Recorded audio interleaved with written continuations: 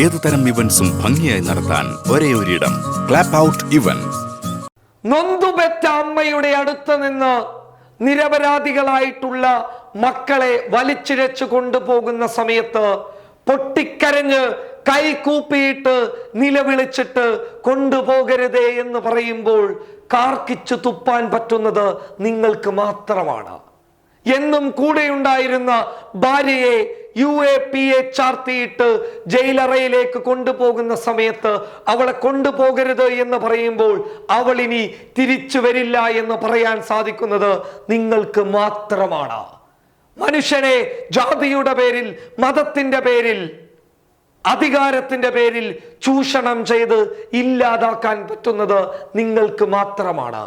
ഒരു രാജ്യം കൊറോണ എന്ന് പറയുന്ന മഹാമാരിക്ക് നേരെ യുദ്ധം ചെയ്യുന്ന സമയത്ത് നിങ്ങൾ നിങ്ങളുടെ ശത്രുക്കളെ നോക്കിയിട്ട് യുദ്ധം ചെയ്യുന്നുണ്ടെങ്കിൽ അത് നിങ്ങൾക്ക് മാത്രമായിട്ട്, നിങ്ങളുടെ പരമ്പരകൾക്ക് മാത്രമായിട്ട് ചെയ്യാൻ പറ്റുന്ന ഒരു കാര്യം മാത്രമാണ് എങ്കിൽ നിങ്ങളാണ് ഈ ലോകത്തെ ഏറ്റവും വലിയ അപകടകാരികൾ. ഹിറ്റ്ലറോ മൊസോളിനിയോ ഒന്നുമല്ലാതായി പോകും നിങ്ങളുടെ ഈ കൊടും ക്രൂരതയ്ക്ക് മുന്നിൽ. പറഞ്ഞു വരുന്നത് നമ്മളൊക്കെ കൊറോണയ്ക്ക് നേരെയുള്ള യുദ്ധത്തിലാണ്. പൗരത്വ ഭേദഗതി നിയമം എന്ന് പറയുന്ന ഒരു കരി നിയമത്തിനെതിരെ ശക്തമായ നീക്കം നടത്തുന്നതിനിടയിലാണ് രാജ്യത്ത് കൊറോണ പടർന്നു പിടിക്കുന്നത്. ആ സമയത്ത് നമ്മൾ ആ പോരാട്ട മുഖത്ത് നിന്ന് കൊറോണയ്ക്കെതിരെയുള്ള യുദ്ധത്തിലേക്ക് ഇറങ്ങി വന്നിട്ടുണ്ടെങ്കിൽ അത് ഈ രാജ്യത്തെ ജനങ്ങളോടുള്ള, ഈ രാജ്യത്തിനോടുള്ള കൂറുകൊണ്ട് മാത്രമാണ്. പലരും അവരുടെ വീടുകളിൽ കഴിഞ്ഞ് കൊറോണയ്ക്കെതിരെ യുദ്ധം പ്രഖ്യാപിച്ചു. പൗരത്വ ഭേദഗതി നിയമം മറന്നതുകൊണ്ടല്ല, മറിച്ച് നിലവിലുള്ള വിഷയം കൊറോണ ആയതുകൊണ്ടാണ്.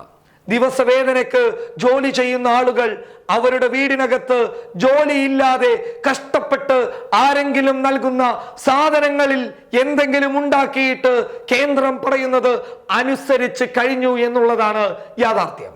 പക്ഷേ അങ്ങനെ നമ്മൾ ദുരന്തമുഖത്ത് ജാഗ്രത പാലിച്ച് കേന്ദ്രം പറയുന്ന നിർദ്ദേശം മാനിച്ച് ഈ രാജ്യത്തിന് വേണ്ടിയിട്ട് പ്രവർത്തിച്ചപ്പോൾ അവരെന്താണ് ചെയ്തത്?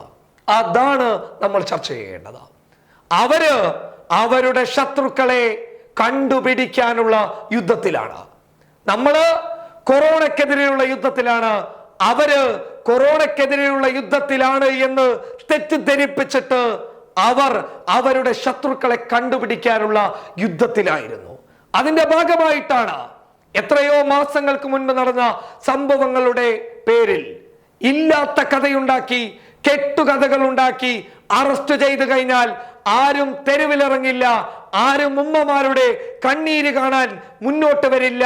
ഒരു മനുഷ്യാവകാശ സംഘടനയും നിലവിൽ ഈ വിഷയങ്ങളിൽ ശ്രദ്ധ കൊടുക്കില്ല എന്നുള്ള വ്യക്തമായ ധാരണയുടെ അടിസ്ഥാനത്തിൽ 3 മാസം ഗർഭിണിയായ സഫൂറ അസർഗറിനെ അവർ അറസ്റ്റ് ചെയ്തു കൊണ്ടുപോയി. ഷഫീഉർ റഹ്മാനെ അവർ അറസ്റ്റ് ചെയ്തു കൊണ്ടുപോയി. ഉമർ ഖാലിദിനെ അവർ അറസ്റ്റ് ചെയ്തു കൊണ്ടുപോയി. ഡോക്ടർ സഫറുൽ ഇസ്ലാം ഖാനെ രാജ്യദ്രോഹ കുറ്റം ചുമത്തിയിട്ട് അറസ്റ്റ് ചെയ്യാനുള്ള നീക്കമാണ്, ആ പാവമായ വൃദ്ധനായ ആ മനുഷ്യനെ തടവിലാക്കാനുള്ള നീക്കമാണ് സംഘപരിവാറിന്റെ പോലീസും സംഘപരിവാറിന്റെ ഭരണകൂടവും നിലവിൽ ചെയ്യുന്നുള്ളത്. നിങ്ങൾ നോക്കൂ, ആരാണ് രാജ്യസ്നേഹികൾ? ഇവരാണോ രാജ്യസ്നേഹികൾ? അല്ല. പൗരത്വ ഭേദഗതി നിയമം എന്ന് പറയുന്ന കരി നിയമത്തിനെതിരെ അവകാശ പോരാട്ടത്തിലിറങ്ങി സമരമുഖത്ത് കത്തിജ്വലിച്ച് നിന്നവർ നിലവിലെ പ്രശ്നം കൊറോണയാണെന്ന് തിരിച്ചറിഞ്ഞപ്പോൾ ആ പോരാട്ട മുഖത്ത് നിന്ന് കൊറോണയ്ക്കെതിരെ യുദ്ധം പ്രഖ്യാപിച്ച, പൗരത്വ ഭേദഗതി നിയമത്തിന് എതിരെ സമരം ചെയ്ത സമര പോരാളികളാണ് യഥാർത്ഥ രാജ്യസ്നേഹികൾ. ഇവരാണ് യഥാർത്ഥ രാജ്യദ്രോഹികൾ. അതായത് നിലവിൽ അവരുടെ ശത്രുക്കളെ വേട്ടയാടാൻ വേണ്ടിയിട്ട് ഈ മഹാമാരി COVID-19 യുദ്ധകാലത്ത് അവർ ശ്രമിച്ചുകൊണ്ടിരിക്കുന്നു. ആ നേർക്കാഴ്ച കാണുമ്പോൾ നിങ്ങൾ തിരിച്ചറിയേണ്ടത് യഥാർത്ഥത്തിലെ രാജ്യസ്നേഹികളെയാണ്. ആ രാജ്യസ്നേഹികളാണ് ഇന്ന് UAPA ചാർത്തിയിട്ട് തീഹാർ ജയിലിൽ തടവറക്കകത്ത് കഴിയുന്നുള്ളത്. അവകാശ പോരാട്ടം നടത്തിയതിൻ്റെ പേരിൽ നിങ്ങൾ തിരിച്ചറിയണം സുഹൃത്തുക്കളെ. അവർക്ക് വേണ്ടിയിട്ട് നിങ്ങൾക്കാകാവുന്ന രീതിയിൽ ശബ്ദിക്കണം. അവർക്ക് വേണ്ടിയിട്ട് നിങ്ങൾ നിലവിൽ ശബ്ദിക്കേണ്ടത് തെരുവിലിറങ്ങിയിട്ടല്ല, സോഷ്യൽ മീഡിയ വാളുകളിൽ തന്നെയാണ്. അന്താരാഷ്ട്ര ലോകത്തെ ഭീമന്മാരുടെ, അന്താരാഷ്ട്ര ലോകത്തെ തലവന്മാരുടെ ഫേസ്ബുക്കിലെയും ട്വിറ്ററിലെയും ഇൻസ്റ്റാഗ്രാമിലെയും അക്കൗണ്ടുകളിൽ കയറിയിട്ട് സഫൂറ സർഗറിനും ഷഫീഉർ റഹ്മാനും ഉമർ ഖാലിദിനും അതുപോലെ തന്നെ ഇരകളാക്കപ്പെട്ടവർക്ക് വേണ്ടിയിട്ട് ഹാഷ്ടാഗ് ക്യാമ്പയിനുകൾ നടത്തേണ്ടത് ഈ സമയത്താണ്. ഇതാണ് നിലവിലുള്ള യുദ്ധം.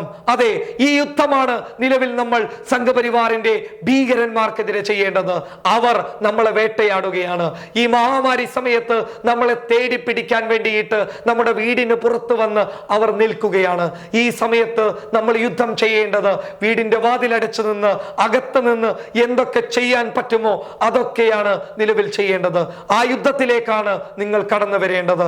അതെ, അവർ തെറ്റുകൊണ്ട് മുന്നോട്ട് പോകുമ്പോൾ നമ്മൾ നന്മകൾ കൊണ്ട് മുന്നോട്ട് പോകണം, മര്യാദകൾ കൊണ്ട് മുന്നോട്ട് പോകണം. നിയമ സംവിധാനങ്ങളെ ലംഘിക്കാതെ അമിത്ഷയ്ക്കും കേന്ദ്ര ഭരണത്തിനെതിരെയുമുള്ള യുദ്ധം തുടങ്ങട്ടെ. News desk public Kerala.